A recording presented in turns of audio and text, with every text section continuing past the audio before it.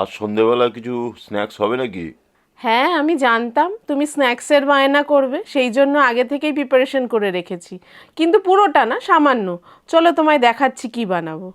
এ দেখো, স্প্রিং রোলের জন্য কিছু সবজি কেটে রেখেছি। গাজর এরকম লম্বা লম্বা করে সরু সরু করে কেটে রেখেছি। আর কেটে রেখেছি ক্যাপসিকাম, সেটাও এরকম পাতলা পাতলা করে লম্বা লম্বা করে। পেঁয়াজগুলোও কিন্তু ওরকমই স্লাইস করে কেটে রেখেছি, পাতলা পাতলা করে। ঠিক আছে? আর এই যে বাঁধাকপিগুলো দেখছো, বাঁধাকপিগুলোও কিন্তু সেই রকমভাবেই লম্বা লম্বা করে পাতলা পাতলা করে কেটে রেখেছি। আর এইখানে দেখো, আদাগুলোকে কুচিয়ে রেখেছি, আর রসুনটাকেও কুচিয়ে রেখেছি, কাঁচা লঙ্কাও কুচিয়ে রেখেছি। এবার চলো শুরু করা যাক। তেলের পরিমাণ কিন্তু খুব বেশি লাগবে না, 1 থেকে 1.5 টেবিল স্পুন দিলেই হয়ে যাবে।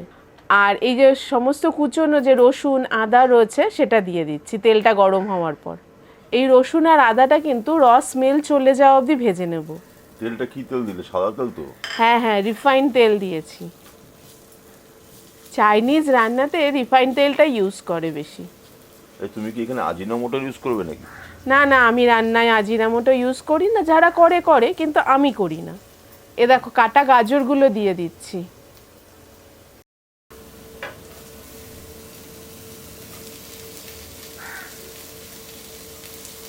আর তারপরে দেখো ক্যাপসিকামটাও দিয়ে দিচ্ছি।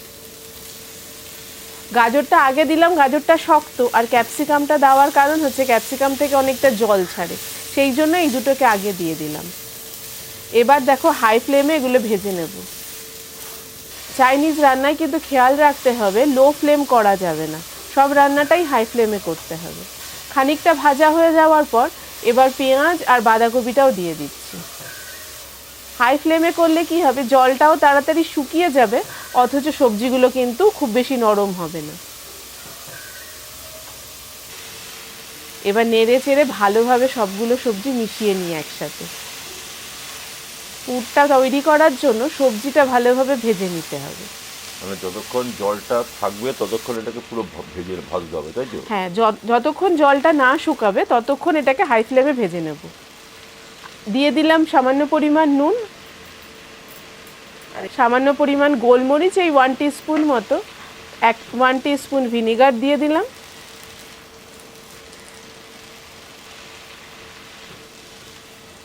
1 টিস্পুন সোয়া সস দিয়ে দিচ্ছি। আর দিচ্ছি 1 টিস্পুন এখানে red chilli sauce. Tomato ketchup দিলাম 2 টিস্পুন। এই সসগুলো দিয়ে সবজিটাকে ভালোভাবে মিশিয়ে নিচ্ছি। সসটাও ভাজা হবে, সবজিগুলোও ভাজা হবে। এবার সস যদি একটু বেশি খেতে চাও দেওয়াই যেতে পারে, কিন্তু বাইরে তো যখন ভাজা হয়ে যাবে এটা সসে ডিপ করে খাবো, সেই জন্য ভেতরে সসের পরিমাণটা একটু কম রাখলাম। কাঁচা লঙ্কা কুচিটা দিয়ে দিলাম।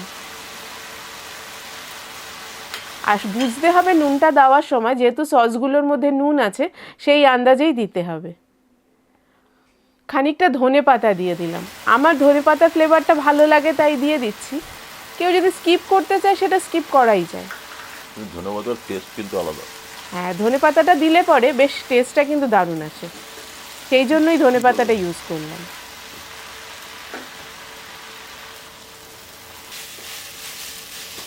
এই দেখো, সবজিটা থেকে কিন্তু সমস্ত জল শুকিয়ে গেছে।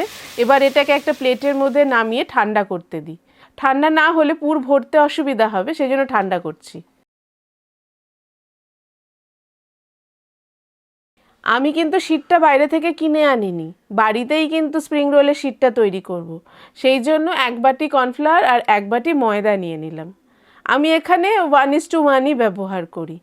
আর বেশ পরিমাণ জল দিয়ে কিন্তু এটা একটা পাতলা ব্যাটার তৈরি করব। এবার প্রথমেই অনেকটা জল দিয়ে দিলে ময়দাটা গুলতে অসুবিধা হবে, সেই জন্য অল্প অল্প জল দিয়ে আস্তে আস্তে ব্যাটারটাকে তৈরি করে নিচ্ছি। এবার ভালোভাবে ব্যাটারটাকে ফেটিয়ে নিচ্ছি। হুইস্কার দিয়ে ফেটাচ্ছি কেন বলো তো, যাতে ময়দাটা জলের মধ্যে মেশানোর সময় লাম্পসটা না তৈরি হয়। এ দেখো, ব্যাটারের থিকনেসটা এরকম রাখলাম, জাস্ট চামচটা কোট করবে এরকম হলেই হবে। দেখো অনেক সময় দেখা যায় ব্যাটারটা যখন দেওয়া হয় শীটটা তৈরি করার সময়, তখন কিন্তু মানে এটা লেগে ধরে, প্যান থেকে ছাড়তে চায় না। যাতে সেই অসুবিধাটা না ফেস করতে হয়, তাহলে প্যানটাকে আগে গরম করে কয়েক ফোঁটা তেল দিয়ে ভালো করে প্যানটাকে মুছে নিতে হবে। সে টিস্যু পেপার হোক, কাপড় হোক। আমি কিন্তু এখানে বেগুনের বোটা, সেই পুরনো আমলে যে মা মাসিদের দেখেছি সেরকম বেগুনের বোটা দিয়ে, আমার কাছে এটা রয়েছে, এটা দিয়েই মুছে নিলাম। তারপরে প্যানটাকে গরম করে যদি আমরা ব্যাটারটা দিই, তাহলে কিন্তু খুব সহজে প্যানের থেকে ব্যাটারটা হয়ে গেলে, শীটটা তৈরি হলে ছেড়ে দেবে।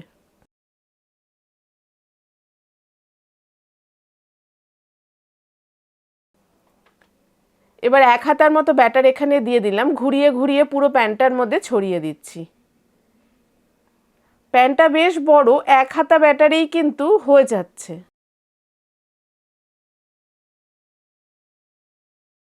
এ দেখো কথা বলতে বলতে কয়েকটা শীট কিন্তু তৈরি হয়ে গেছে। এ দেখো কতটা পাতলা শীট তৈরি হয়েছে। বাড়িতেই কিন্তু অনেক সহজে এত পাতলা শীট তৈরি করা যায়। সবগুলো শীট তৈরি করে নিলাম। আর মাঝখানে মাঝখানে এই ময়দাটা ডাস্ট করার কারণ হচ্ছে একটা শীটের সাথে আরেকটা শীট যাতে লেগে না যায়। এবার পরিমাণ মতো পুরটা দিয়ে দিচ্ছি। খুব বেশি দরকার নেই, আবার খুব কম হলেও ভাল লাগবে না। একটা পরিমাণ বুঝে পুরটা দিলে পরে খেতে ভালো লাগবে। খুব বেশি হলে পরে এটাকে ফোল্ড করতে অসুবিধা হয়ে যাবে, আর খুব কম হলে পরে খাওয়ার সময় পুরটা মুখে পড়বে না, সেটাও ভাল লাগবে না। ভালো করে এইভাবে ফোল্ড করে নিচ্ছি।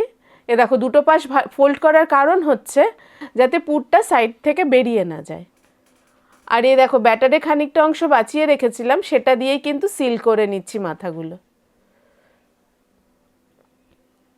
এভাবে এক এক করে স্প্রিং রোলগুলো সব বানিয়ে নিচ্ছি। আমি যে পরিমাণ ব্যাটার তৈরি করেছি তাতে 7 থেকে 8টা স্প্রিং রোল আরামসে তৈরি হয়ে যায়। এইভাবে সবগুলো স্প্রিং রোল কিন্তু আমি তৈরি করে নিলাম। এবার এটা ভাজার পালা। সেই জন্য অনেকটা পরিমাণ কিন্তু রিফাইন্ড অয়েলই দিয়ে দিচ্ছি। এবার রিফাইন্ড অয়েলটা মিডিয়াম টু হাই ফ্লেমে গরম করে এক এক করে ভেজে নেব। এটা খুব লো ফ্লেমে দেওয়ার প্রয়োজন নেই, কারণ শীটটাও আমার কুক করা আর ভেতরে যে পুরটা রয়েছে সেটাও কুক করা। যাতে ক্রিস্পি হয় সেইভাবে ভেজে নিতে হবে। সেই জন্য মিডিয়াম ফ্লেমে তেলটা গরম করে ভেজে নিচ্ছি। এটা খুব বেশি গোল্ডেন ব্রাউন করার দরকার নেই, গোল্ডেন কালার করে তুলে নিলেই হবে। তাতেই দেখবে কতটা ক্রিস্পি হয়েছে ওপরের শীটটা।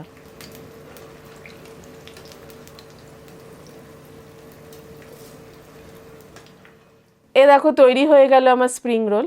আর এটা কি দিয়ে খাবে? মেয়োনিজ আর সস দিয়ে।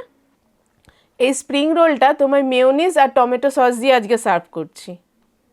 দেখো খেয়ে দেখো, মেয়োনিজ দিয়ে কিন্তু বেশ ভালো লাগে স্প্রিং রোলটা খেতে। আশা করি ভালোই হবে। টেস্ট করে বলবে, আর দর্শক বন্ধুরা বাড়িতে বানিয়ে বলবে কেমন হয়েছে।